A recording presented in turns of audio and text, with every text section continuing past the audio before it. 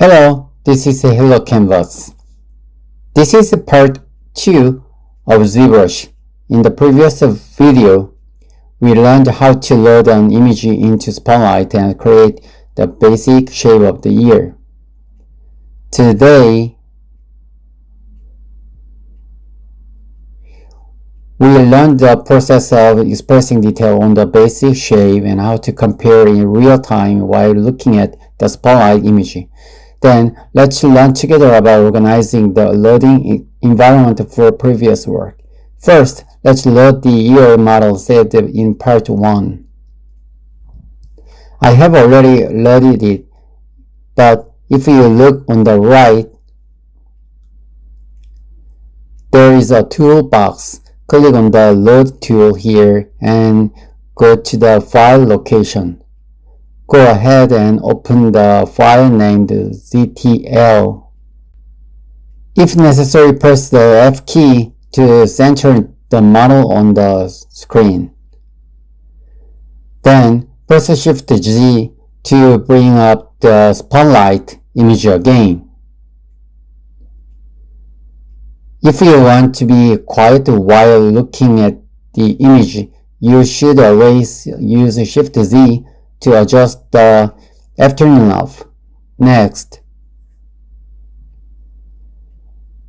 let's learn about selecting a brush and starting to shape the details.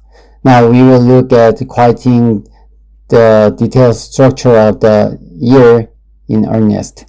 I've already done everything and prepared it here to explain it briefly. The brushes you need are as follows. There are a total of 4 brushes. As I mentioned before, the first brush is called the Dam Standard brush. This is used to create the curve and line of the ear. The second is the Standard brush, which emphasizes the soft shape. If you look at it like this, it is used to make the outer part of the ear little soft. The third is called the Inflate brush. If you look at the part of the ear like this, it can make the hollow area slightly more voluminous. Lastly, there is a Smooth brush. This is used to press the Shift and clean up the surface. Each brush can be selected by pressing the shortcut key B and using the corresponding key combination. Let's look at an example of the sculpting order in earnest. First, you can usually work on the ear in the order below. First, it refers to the outer ear called the helix. This part is used to dig out the line first with the Dam Standard, second, anti-helix, and travel for 2 weeks. Clay by lump, build it up with build up or standard brush. You will build it up like this. The ears are a bit complicated, but you will build it up like this. Thirdly, use a smooth brush to neatly organize the border. Firstly, if necessary, use a move brush to slightly modify the shape of comparing it with the Spotlight image. The key is point to match the exact position and depth by comparing with the Spotlight image. Let's learn about tips for comparing sculpting with the Spotlight. Use a reference while sculpting. You must continue to refer to it. If so, press Shift G to turn the image on the left and off. If the image is large and obscure the work, you can place the cursor on the slide with the ZK to adjust position or transparency.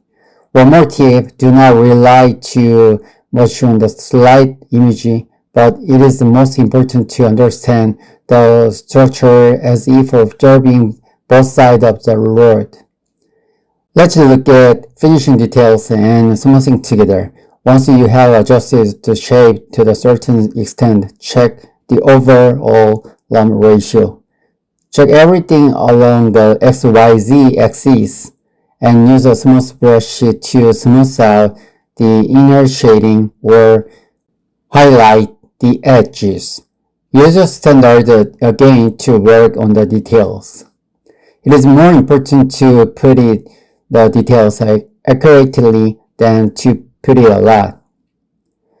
So be sure to learn this part. Lastly, let's look at how to save the file you have to work so far. If you have worked up this point, there is a toolbox on the right. Click Save here to save it with the ZTL extension. Or you can save the entire project as ZPR by saving from the file.